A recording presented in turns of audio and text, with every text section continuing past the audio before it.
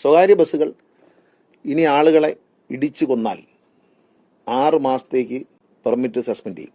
സ്വകാര്യ ബസ്സുകൾ ഇടിച്ച് അശ്രദ്ധമായി ഓടിച്ച് മാരകമായി പരിക്കേറ്റാൽ 3 മാസം പെർമിറ്റ് സസ്പെൻഡ് ചെയ്യും. പിന്നെ കണ്ടക്ടർമാർ ഡ്രൈവർമാർക്ക് വർക്കുന്ന യാതൊരു ട്രെയിനിങ്ങും മര്യാദയൊന്നുമില്ല. എല്ലാ ഡ്രൈവർമാരും കണ്ടക്ടർമാരെയും private bus driver, conductor, cleaner ഇവരുടെ അപകടമുണ്ടാക്കുന്ന സ്വകാര്യ ബസ്സുകളുടെ പെർമിറ്റ് റദ്ദാക്കുമെന്ന് പറഞ്ഞു. KSRTCക്ക് ബാധകമല്ലേ?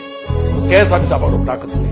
കേരളത്തിൽ ഏറ്റവും കൂടുതൽ അപകടമുണ്ടാക്കുന്നത്, ഏറ്റവും അലസമായി ഡ്രൈവ് ചെയ്യുന്ന KSRTCക്കാരാണ്.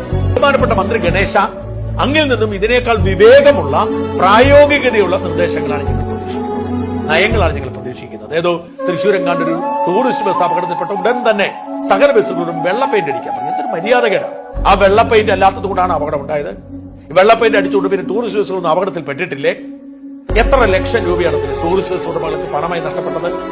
ഏതെങ്കിലും മോട്ടോർ വാഹന വകുപ്പ് ഉദ്യോഗസ്ഥന്മാർക്കോ രാഷ്ട്രീയക്കാർക്കോ വെള്ള പെയിന്റ് അടിക്കുന്ന കമ്പനിയിൽ വല്ല ഷെയറും ഉണ്ടായിരുന്നില്ല.